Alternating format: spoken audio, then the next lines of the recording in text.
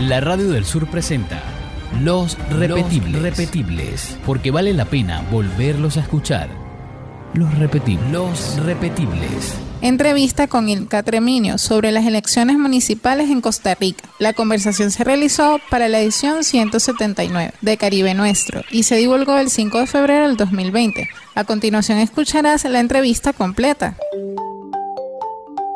En la cubierta. El pasado 2 de febrero Costa Rica tuvo una cita electoral. De las urnas salieron alcaldes, regidores, intendentes, síndicos, miembros de consejo de distrito, entre otros cargos locales. Vanessa, aunque estaban habilitados para votar un poco más de 3.400.000 personas, solo participó el 30% de los inscritos. Para analizar estos comicios, la participación de las mujeres y el desempeño de la izquierda, montamos a este barco a Ilka Treminio. Ella es una reconocida académica costarricense con un doctorado en procesos políticos contemporáneos de la Universidad de Salamanca. Ilka, muchas gracias por estos minutos para Caribe Nuestro. Primero, queremos conocer tu lectura de los comicios. ¿Cuáles partidos ganaron y cuáles perdieron en esta jornada? Cuéntale a nuestros radioescuchas. Bueno, en realidad es interesante porque podríamos ver que había de parte de los partidos de carácter confesional, particularmente neopentecostales, que eran dos, Restauración Nacional y Nueva República, que es un partido escindido del primero. Había una expectativa de que ellos iban a lograr posicionar bastantes alcaldías y un número importante de apoyo para los consejos municipales y sin embargo no obtuvieron ninguna de las alcaldías y obtuvieron algunos datos para los consejos municipales, lo cual, digamos, nos hace pensar que no fueron derrotados completamente, lograron un margen importante de cargos en los consejos municipales, pero digamos muy de lejos de lo que era la expectativa inicial. Entonces podríamos decir que uno de los perdedores de esta contienda son los partidos de corte neopentecostal, Restauración Nacional y Nueva República.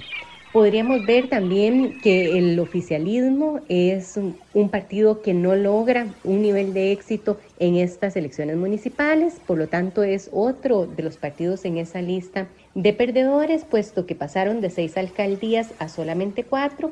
Y además el Partido Acción Ciudadana, que es un partido tradicionalmente de carácter del gran área metropolitana, ¿verdad? Muy del centro del país, no logra nacionalizarse a pesar de que es un partido con presencia política en el país desde el año 2002 y además que este es su segundo periodo consecutivo de gobierno y sin embargo no logra tener un efecto hacia los territorios. Por lo tanto sigue siendo un partido no nacionalizado, un partido que tiene influencia únicamente en el gran área metropolitana y eso también es una especie de derrota en este proceso de poder ir generando algún arraigo en los territorios. Bueno, también el Partido de Liberación Nacional tiene una pérdida importante.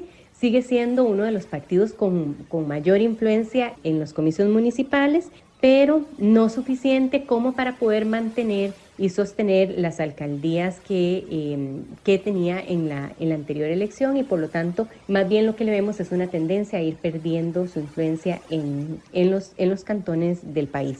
De acuerdo al Tribunal Supremo de Elecciones, son las elecciones municipales con la menor abstención desde que se realizan estos comicios en 2002. El Tribunal Supremo Electoral reporta 63,6% de abstención. Ilka, ¿cómo podemos interpretar esta cifra?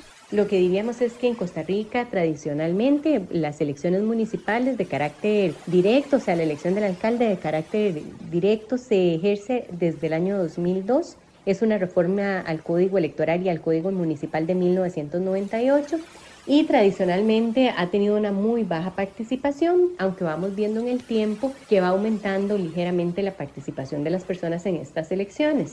No obstante, como muy bien señalan ustedes, con un abstencionismo que es casi del 64%. En los anteriores comicios fue más o menos del 65%, años atrás había sido del 70% de abstención. Entonces vemos que realmente el interés por participar en las elecciones municipales es muy escaso en el país, pero también Costa Rica es un país pequeño, es un país de 51.000 kilómetros cuadrados, que si bien está dividido en 82 cantones, en realidad es un país bastante centralizado, de hecho en su constitución política es un país unitario. Lo que tiene que ver con los poderes, como por ejemplo la Asamblea Legislativa, con los poderes del Estado, también tienen una división centralizada y tenemos un parlamento que es unicameral. Por lo tanto, tampoco existe representación de los territorios a partir de una Cámara Alta o un Senado. Entonces hay una tradición bastante centrista en ese sentido, muy ubicada en San José, en la capital, en el gran área metropolitana, y luego, digamos, los territorios con poca influencia sobre la política costarricense. Entonces no es de extrañar el escaso interés que despiertan las elecciones municipales en la población.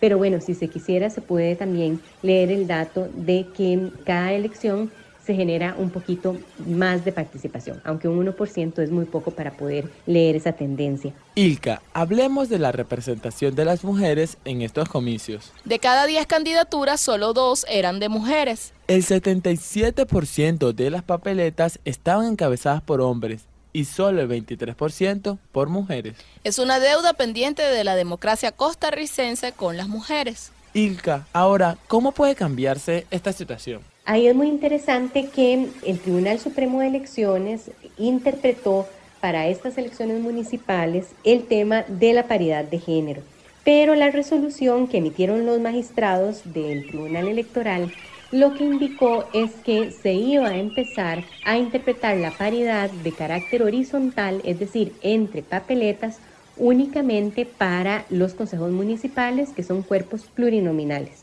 No obstante, solo se iba a aplicar la paridad vertical en los cargos de elección uninominales, es decir, en las alcaldías, y no las horizontales, puesto que había un problema de incompatibilidad entre representación de las mujeres en las listas de alcaldía de carácter horizontal y la figura de la reelección indefinida de los alcaldes. Me explico un poquito más.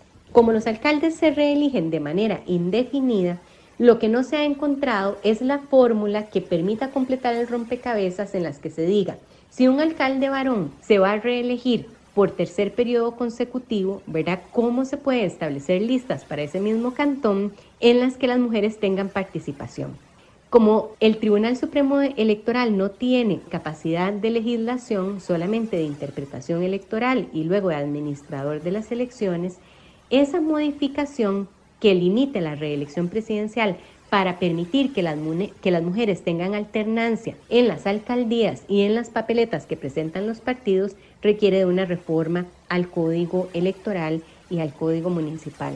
De manera que fue una deuda pendiente la paridad horizontal para las elecciones municipales, incluso la misión de observación de la OEA en el informe preliminar lo hace ver, puesto que el número de mujeres que llegan a las alcaldías estamos diciendo que se cuentan con los dedos de las manos. No llegamos a 10 mujeres alcaldesas de 82 alcaldías que se eligieron, y estos números se han mantenido más o menos así desde el año 2002, en el que se eligió por primera vez al alcalde de manera directa.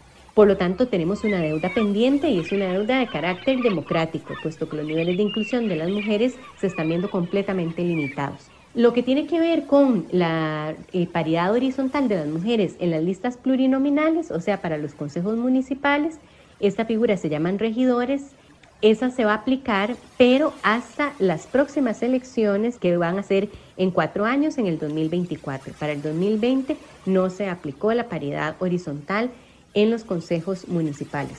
Solamente se mantiene la paridad vertical. Ilka, vimos los resultados del Frente Amplio y son desalentadores. El Frente Amplio ya había venido en un declive electoral desde las elecciones del 2018, donde tuvo unos resultados paupérrimos con respecto a los resultados tan positivos que había tenido en el año 2014. En las elecciones municipales tampoco lograron calentar mucho, aunque es importante decir que en San José hubo una coalición que quedó en segundo lugar, tratando de enfrentar al alcalde que también fue ex candidato presidencial en el año 2014, Johnny Araya, por el Partido Liberación Nacional, que vuelve a reelegirse de manera consecutiva, celebrando ya más de 2 décadas en el ejercicio de la alcaldía. El que la coalición formada por un grupo de partidos más el Frente Amplio en San José quedara en segundo lugar, me parece que es una virtud interesante, pero que todavía no les alcanzan los votos o no les alcanzaron los votos para hacer frente a una figura tan fuerte, con tanto liderazgo en el territorio de San José como ha sido este alcalde. Claro que sí, Ilka, es muy importante lo que dice. Ahora, ¿qué pasa con la izquierda en Costa Rica? Además del Frente Amplio, hay otras fuerzas políticas de izquierda. Bueno, con respecto al tema de la izquierda en Costa Rica, realmente lo que podemos decir es que desde el año 2014 no ha habido una posibilidad de fortalecer la izquierda.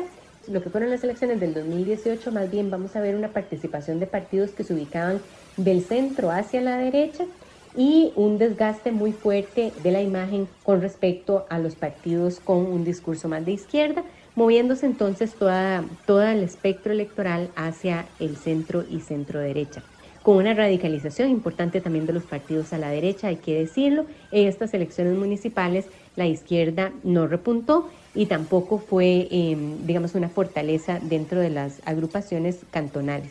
Es importante decir que en estas elecciones también una nutrida participación de partidos de carácter territorial o cantonal. Varios lograron llegar a las alcaldías.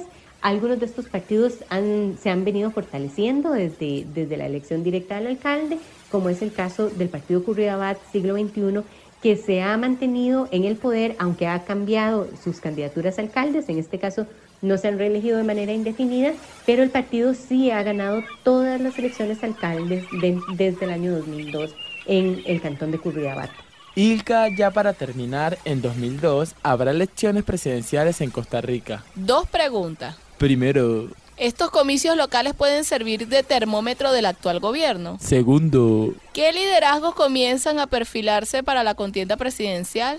No podríamos decir que los comicios electorales sean un pulso de las elecciones generales, puesto que están a medio periodo.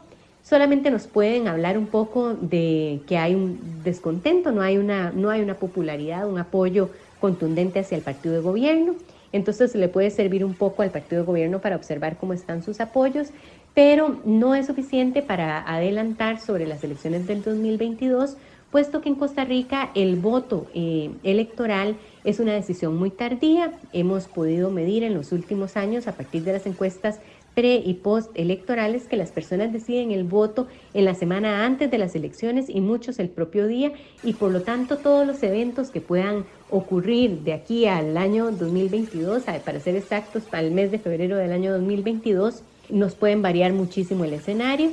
Podría ser que haya nuevos partidos políticos, podría ser que estos partidos políticos que han venido participando se fortalezcan, entonces realmente no tendríamos capacidad de decir que estas elecciones nos puedan anticipar mucho sobre el escenario nacional.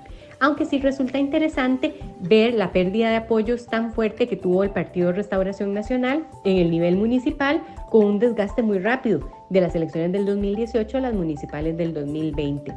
Podría arriesgarme a explicarlo en el quiebre que hubo, en la escisión que hubo del Partido Restauración Nacional, como les decía, en 2 partes, conservándose Restauración Nacional y dando origen al Partido Nueva República. muchas gracias Ilka por estos minutos para Caribe Nuestro. Conversábamos con Ilka Treminio. Ella es una académica costarricense con un doctorado en procesos políticos contemporáneos de la Universidad de Salamanca. Con ella hacíamos una lectura política de las elecciones municipales que se llevaron a cabo en Costa Rica a principios de febrero de 2020. ¡Cierra la vista! Escuchabas a Ilka Treminio hablando sobre los comicios locales costarricenses. La conversación se realizó para la edición 179 de Caribe Nuestro y se divulgó el 5 de febrero de 2020. La Radio del Sur presentó Los Repetibles, porque vale la pena volverlos a escuchar. Los Repetibles.